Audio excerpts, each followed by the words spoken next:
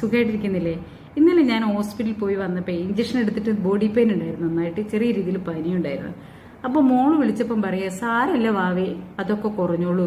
എന്റെ ബോഡി പെയിനും പനിയൊക്കെ എങ്ങോട്ടാ പോയതെന്ന് എനിക്ക് തന്നെ അറിയില്ല. ഇതുപോലെ നമ്മൾ വയ്യാതിരിക്കുമ്പോൾ എങ്ങനെയുണ്ടടാ, നീ ഒന്ന് എഴുന്നേറ്റിരുന്നേ, വാ നമുക്കിത്തിരി ഭക്ഷണം കഴിക്കുക, അല്ല ഇത്തിരി മിണ്ടി പറഞ്ഞിരിക്കുക, ഞാൻ ഇത്തിരി നേരം നിന്റെ അടുത്ത് ഇരിക്കണോ എന്നൊക്കെ ആരെങ്കിലും ചോദിച്ചാൽ നമുക്ക് മരുന്നും വേണ്ട മന്ത്രവും വേണ്ട അല്ലേ? എന്തൊരു ഉത്സാഹമായിരിക്കും, ഉന്മേഷമായിരിക്കും. പക്ഷെ ഇതൊരിക്കലും നമ്മൾ മറ്റുള്ളവരിൽ നിന്ന് പ്രതീക്ഷിക്കല്ലേ. കാരണം ആഗ്രഹിച്ചത് കിട്ടിയില്ലേ നമ്മൾ ഒന്നും കൂടെ ഡൗൺ ആവും. മാത്രമല്ല, ആരെങ്കിലും താങ്ങാനുണ്ടെന്ന് അറിഞ്ഞാൽ അപ്പം തുടങ്ങും നമ്മളെ കംഫർട്ട് സോണും മടിയും.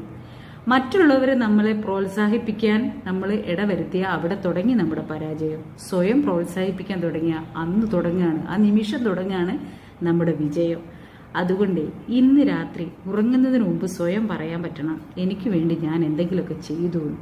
Love you.